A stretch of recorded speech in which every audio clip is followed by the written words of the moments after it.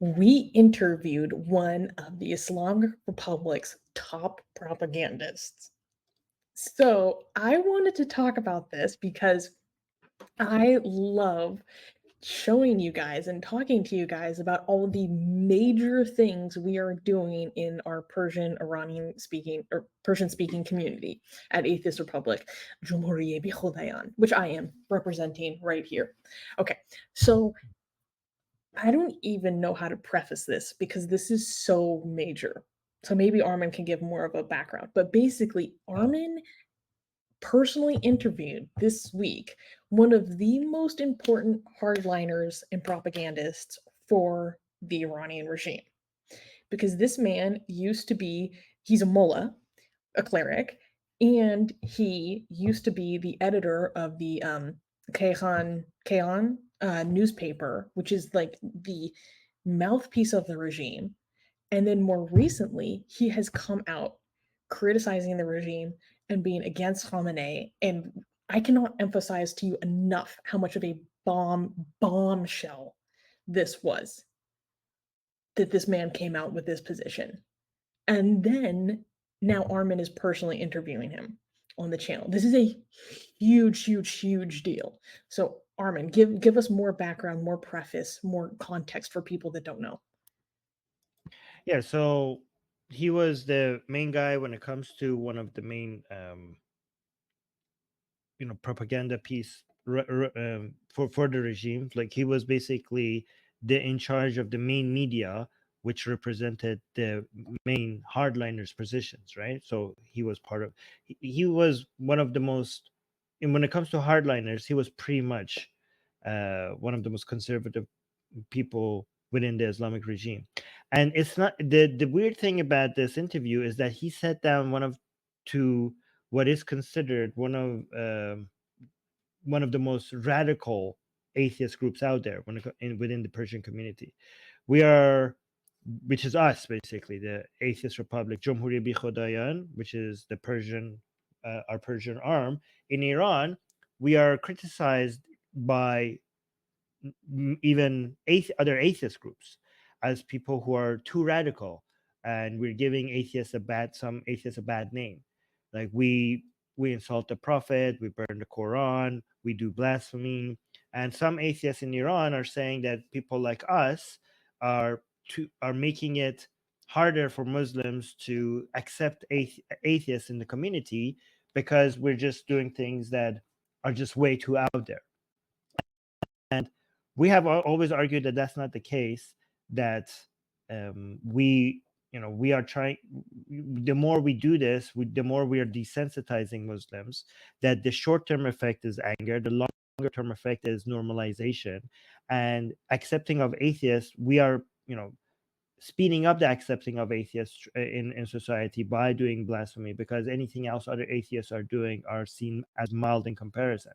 And we're fighting for free speech, we're fighting for the normalization of blasphemy, we're breaking taboos, and we have always seen that this methodology that we have works, and has always worked everywhere else that it has been tried, right? Like, just for example, look at the Dra Muhammad Day annual event, that and the effects of that, or the blasphemous art that we did with Hinduism. Nobody, like, we don't see a backlash against that. Like, we promise that if we keep doing those blasphemous art, it will die down and it wouldn't have as much of a reaction at some point.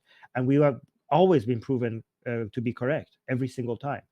And now we've seen this guy is a Muslim. He's still a Muslim. He was pro-regime. He's now anti-regime. He's still very religious, and he decided to come and sit. It wasn't just a big news that we managed to get a major score of speaking to this guy. It was also a major news that such a person is sitting next to somebody like me. This is just being talking to me is so taboo, because I'm somebody that burned the Quran. I'm somebody that insulted Prophet Muhammad. But this guy, he's in Qom, he's in Iran, and he's talking to me. Just mentioning my name is even considered taboo by some of these people. Mentioning my name is considered taboo by some atheists in Iran. That's how radical I'm seen.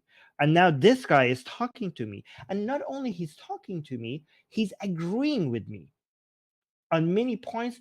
and I managed to make him. So we talked so many things. We got into politics, and I'm not going to bore you with the politics because yeah, he's speaking to me from Qom, which is this Shia central, basically. This is the city that is the most religious Shia city in the world, right? I mean, in some people say like, how could you say that? That's Karbala, that's Najaf.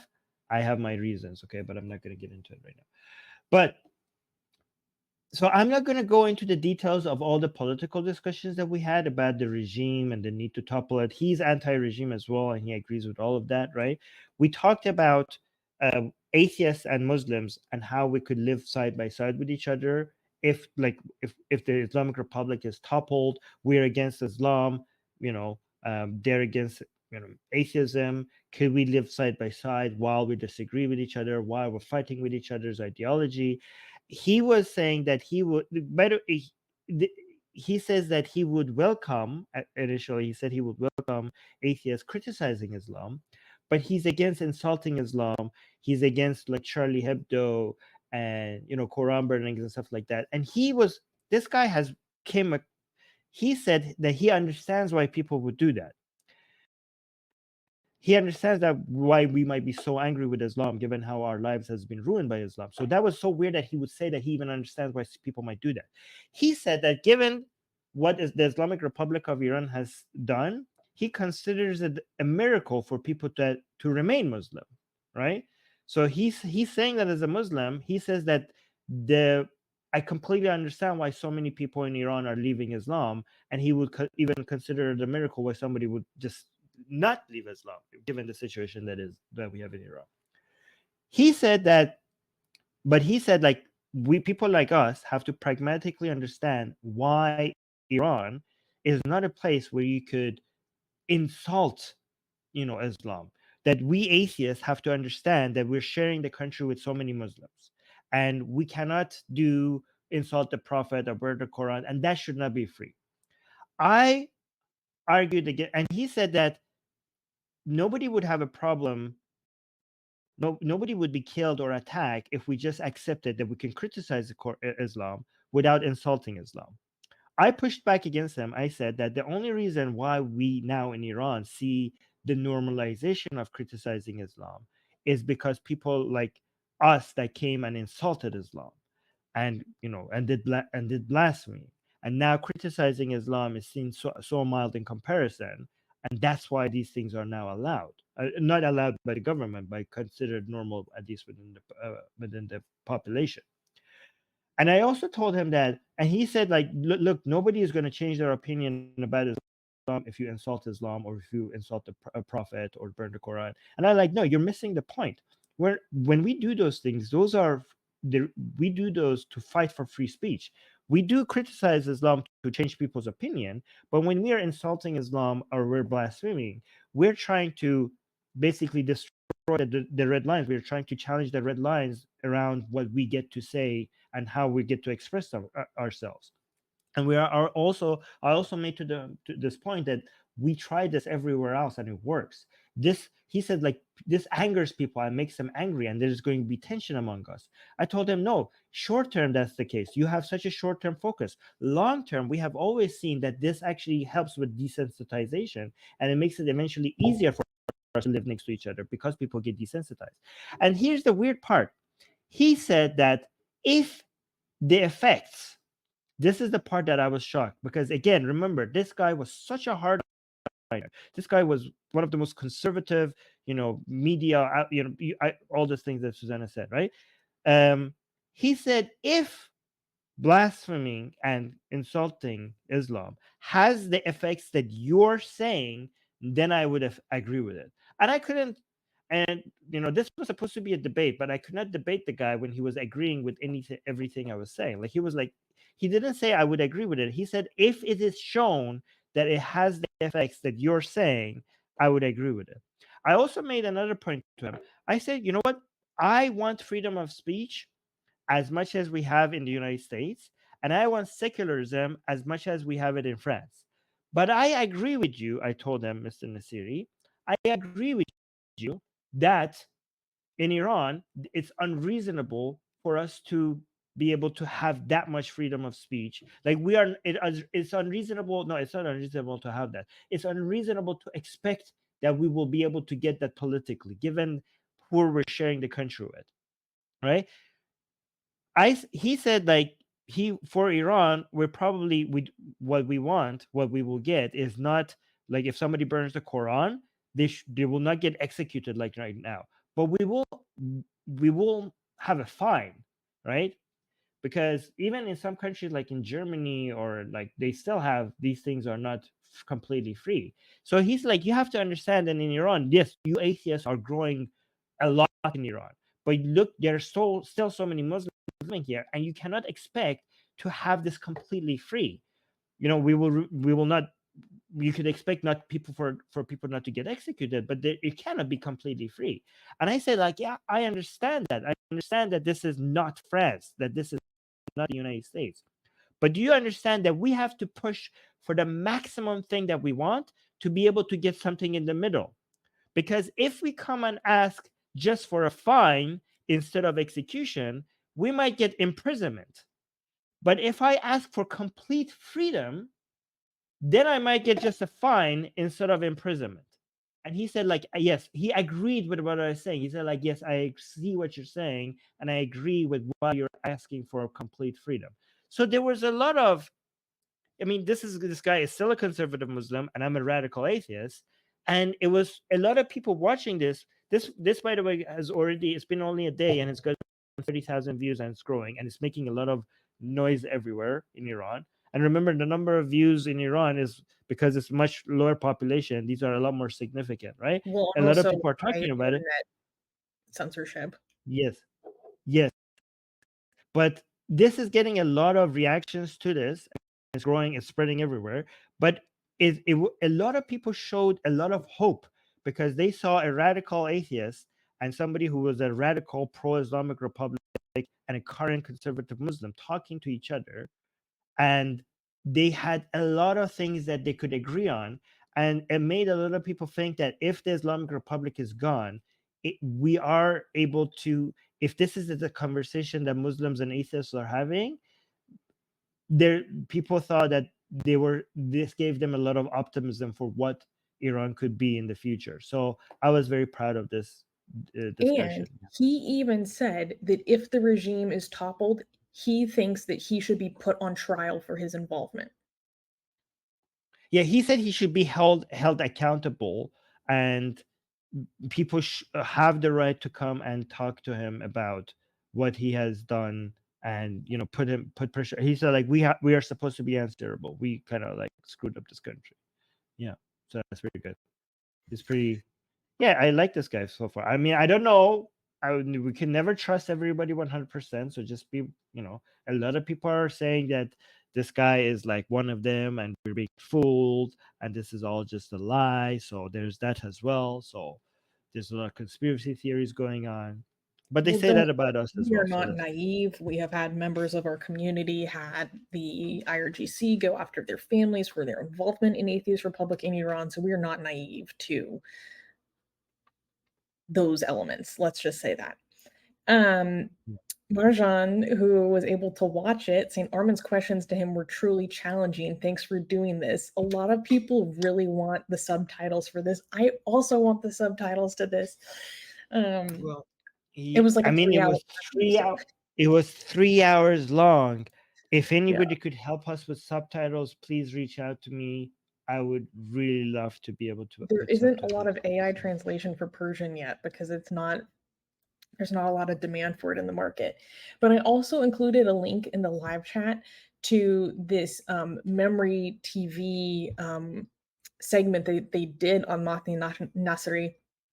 And I included this because I want people to go watch this and get some context about who this person is, because they translated a bit of a debate that Nasri did that was explosive in Iran. And if you have anyone who doesn't acknowledge or know about the involvement of the Islamic Republic in Gaza and all these terrorist groups, Nasri blows it wide open from the mouth of the horse himself in this interview. Like, literally, I wish I could just post and it's translated in this article below.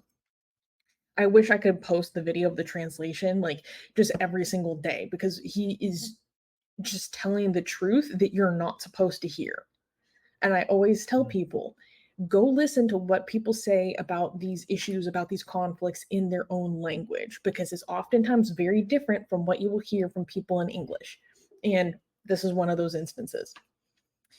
And Gigi is asking a good question.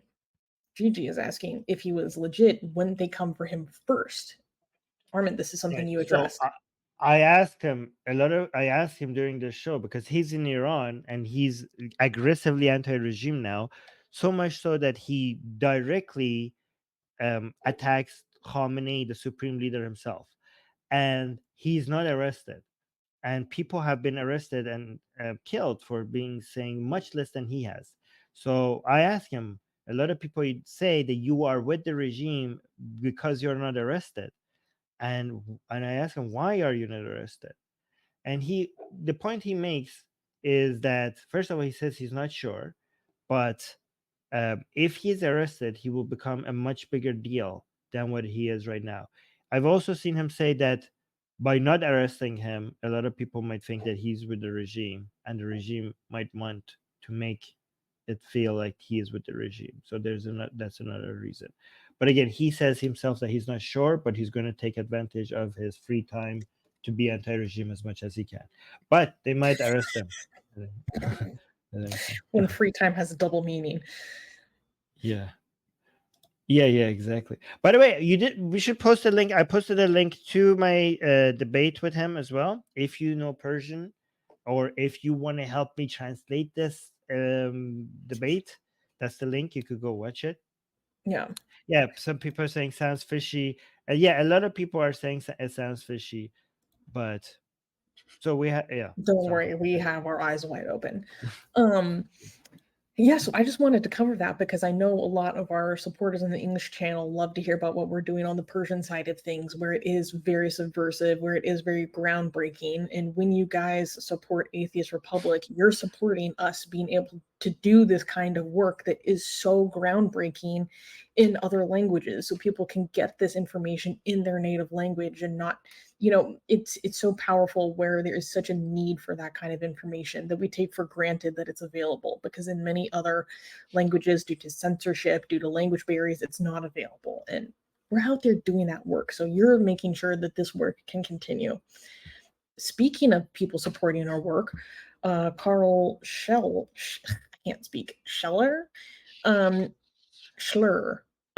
just there's no L. Where did you get the L? There's no L. I don't know, man. Yeah, I'm just making stuff up. Sure. Saying, but please never meet with these guys in person. Abduction of oppositionals is a thing with secret services. Yes, and it is a thing that IRGC is known to do time and time again. So yes. Again, I've been asked by some people that worked for the regime at some point to come do a debate in Iraq. They said they will pay for my flights, they will pay for my hotel, and they want to do an atheist versus Muslim debate in Iraq with mullahs in Iraq, and they said they will pay me for everything for me to go to Iraq and do the debate. And I was a little bit tempted, but no. Okay, but to be fair, Catherine came out later, and now she's against the regime, and now she's a Zionist. Yeah. But again, we're friends with her now.